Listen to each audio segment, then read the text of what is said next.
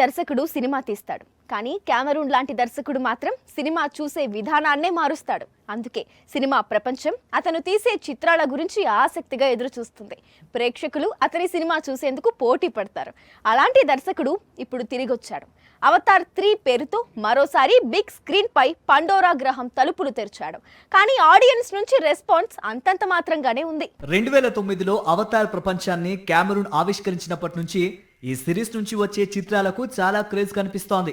3 ఏళ్ల క్రితం రిలీజ్ అయిన అవతార్ 2 ఎన్నో రికార్డులని తిరగరాసింది. ఇండియాలో తొలి రోజు ఓపెనింగ్ దాదాపు 40 కోట్ల పైనే వచ్చింది. కానీ కొద్ది గంటల క్రితం రిలీజ్ అయిన అవతార్ 3కి సరిగ్గా ఇందులో సగమే వచ్చింది. డిసెంబర్ 19 క్రిస్మస్ హాలిడేస్ టార్గెట్ గా అవతార్ 3 ప్రపంచ వ్యాప్తంగా ప్రేక్షకుల ముందుకు వచ్చింది. ఫస్ట్ పార్ట్ లో పండోరా గ్రహాన్ని, రెండో భాగంలో నీటి ప్రపంచాన్ని, మూడో భాగంలో అగ్ని నేపథ్యంలో యుద్ధాన్ని చూపించాడు.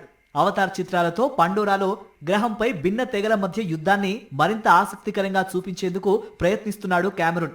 అయితే మూడో భాగం ప్రీమియర్స్ స్టార్ట్ అయినప్పటి నుంచి ఈ చిత్రానికి డివైడ్ టాక్ వస్తూనే ఉంది. ఇప్పుడు ఇండియాలో థియేటర్స్ లోకి వచ్చిన తర్వాత ఆడియన్స్, క్రిటిక్స్ నుంచి మిక్స్డ్ రియాక్షన్స్ వినిపిస్తున్నాయి.